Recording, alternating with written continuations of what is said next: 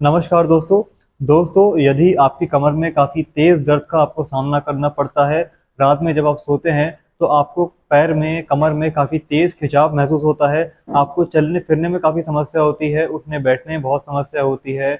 यदि आपको साइटिका या स्लिप डिस्क की दिक्कत है, तो आज का ये वीडियो आपके सारे डाउट्स क्लियर कर देगा।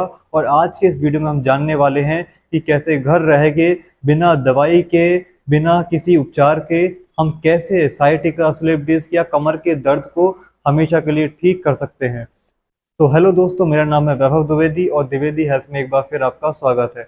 दोस्तों, यूँ तो मैंने साइटिका, स्लिप डिस्क पे बहुत सारी वीडियोस बना रखी हैं जो कि आपको मेरे चैनल पे मिल जाएंगी। इसमें कई सारी वीडियोस में मैंने आपको बताया कि आपको साइटिका में क्या खाना चाहिए, क्या करना चाहिए, क्या नहीं करना चाहिए, कौन सी एक्सरसाइज करनी चाहिए। उसी वीडियो का ये अगला पार्ट है।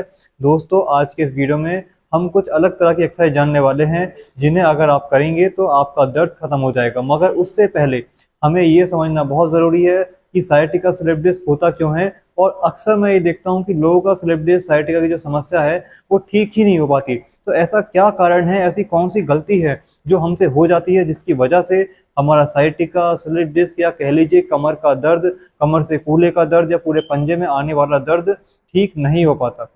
तो दोस्तों, पहला कारण तो है हमारा गलत पॉस्चर, हमारा गलत लाइफस्टाइल, यानी कि हमारी जीवन शैली।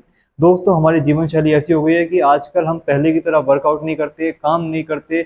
बहुत से लोग ऐसे हैं जो ऑफिस वर्क करने लगे हैं, पूरा पूरा दिन एक जगह पे बैठ के काम करते हैं, जिसकी वजह से उनकी साइटिक नर्व कंप्रेस हो जाती है, उनकी डिस्क स्लिप हो जाती है। उसके अलावा दोस्तों बहुत से कारण हो सकते हैं, जैसे कि अगर आप कोई भारी वजन उठा लेते हैं या आपको अगर झटके ज़्यादा लगते हैं, मान लीजिए अगर आप मोटरसाइकिल का या स्कूटी का इस्तेमाल ज़्यादा करते हैं, तो उससे भी आपकी स्लिप डिस्क की समस्या बन सकती है। उसके अलावा अगर कोई इंजरी हो जाए तो भी आपको स्लिप डिस्क, साइटिका की दिक्कत हो सकती है। और अगर आपकी उम्र 60 या 70 प्लस है तो एज के कारण भी ये बीमारी आपके शरीर में दस्तक दे सकती है। तो सबसे पहले तो दोस्तों आपको ध्यान ये रखना है कि आपको अपने पॉस्चर को मेंटेन रखना है, यानी कि आपको झुकना नहीं है, वजन नहीं उठाना। उसके अलावा ऑफिस में अगर एक जगह लगातार बैठे रहते हैं तो आपको हर आधे घंटे में या 1 घंटे में उठ के वॉक करनी है, थोड़ा बहुत अपने हाथ पैर हिला लेने हैं, जिससे कि आपकी नर्व कंप्रेस ना हो दोस्तों। उसके अलावा हमेशा आपको सीधा बैठना है, टेढ़ा होकर कभी भी नहीं बैठना, ऐसे कभी नहीं बैठना जिसकी वजह से आपकी स्पाइन में कर्व आए या आपकी कमर पे बहुत ज़्यादा प्रेशर पड़ जाए। दोस्तों, उसके अलावा अगला कारण आता है खान पान। अगर आपका खाना पीना सही नहीं है, आप बाहर का ज़्यादा खाते हैं, ऑयली फूड ज़्यादा खाते हैं, तो उसे आज से ही बंद कर दीजिए, जो कि ये आपके नसों को, आपकी मसल्स को, आपके शरीर की इम्यूनिटी को लगातार कमज़ोर बनाएगा, जिससे आपकी जो दवाइयाँ हैं, आपकी जो एक्सरसाइज है वो भी विफल हो जाएगी और आपका साइटिका ठीक नहीं हो पाएगा। दोस्तों, साइटिका के कारण हमने जान लिए, उसके प्रिकॉशन हमने जान लिए। अब हम एक और इम्पोर्टेंट पॉइंट के बारे में बात करते हैं, वो है मेडिसिन।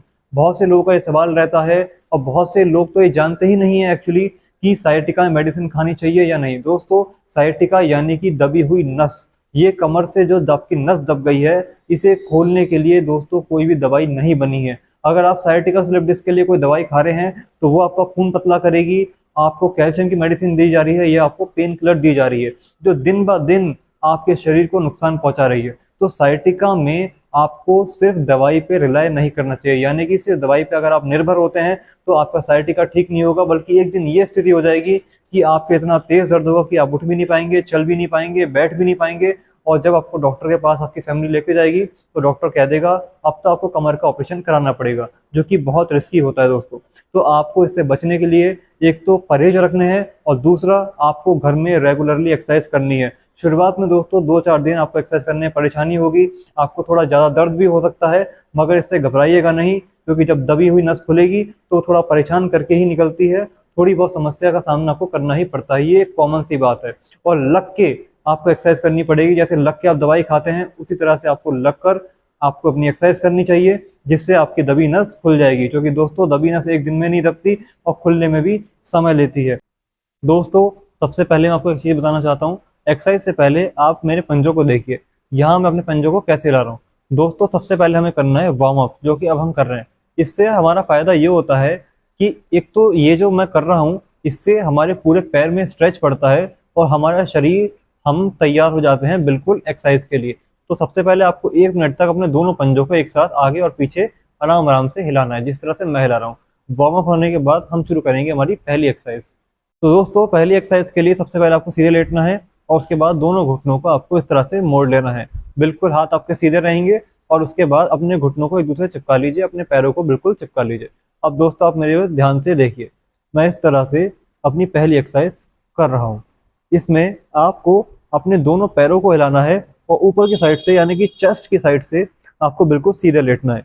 इससे होगा क्या दोस्तों, जो स्लिप डिस्क की दिक्कत है जिसकी वजह से नस दबने के कारण आपकी कमर में काफी तेज दर्द का आपको सामना करना पड़ता है, कूल्हे में दर्द का सामना करना पड़ता है, पंजे में दर्द का सामना करना पड़ता है, उससे आपको निजात मिलेगा अगर आप ये एक्सरसाइज करते हैं तो। इसमें आपको राइट और लेफ्ट बहुत ही आराम आराम से दोनों तरफ अपने पैरों को लेके जाना है।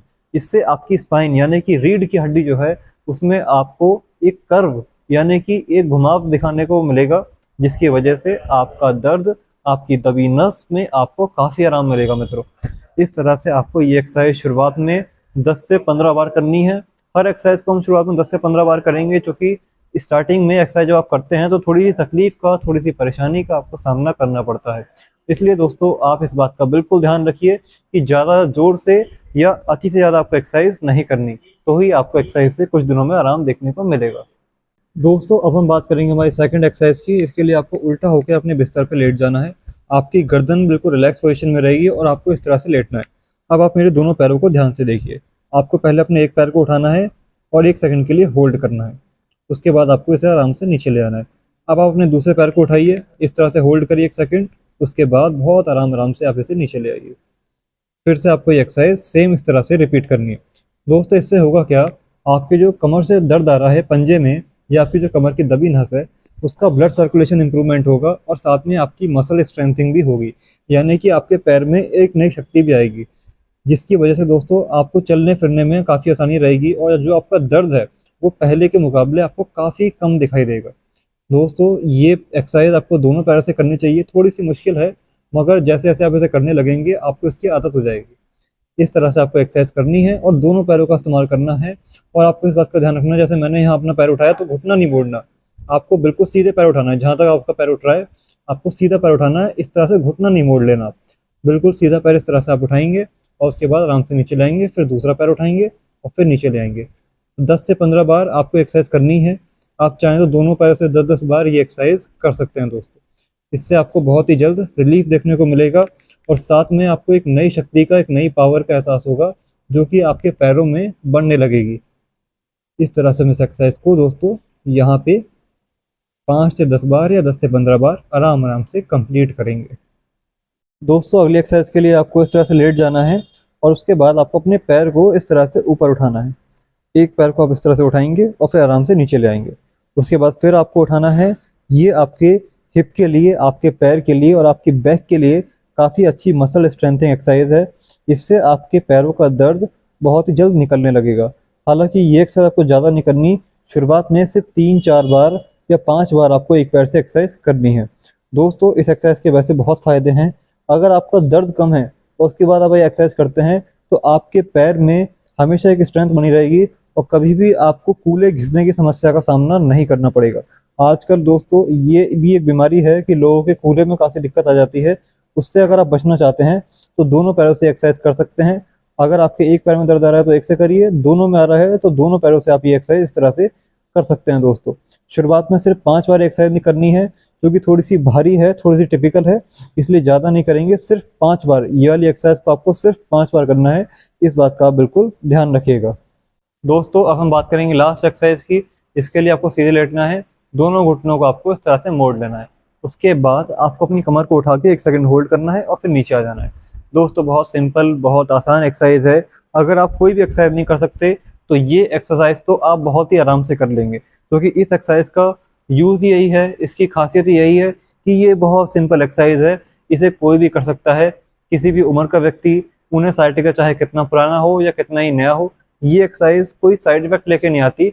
और इसे अगर आप रोज 10 से 15 बार करेंगे, चाहे आपका साइटिका, स्लिप डिस्क, कमर दर्द ठीक भी हो जाए, उसके बाद भी अगर आप इसे करेंगे बहुत आराम आराम से, तो आपको कभी भी ये दिक्कत दोबारा देखने को नहीं मिलेगी।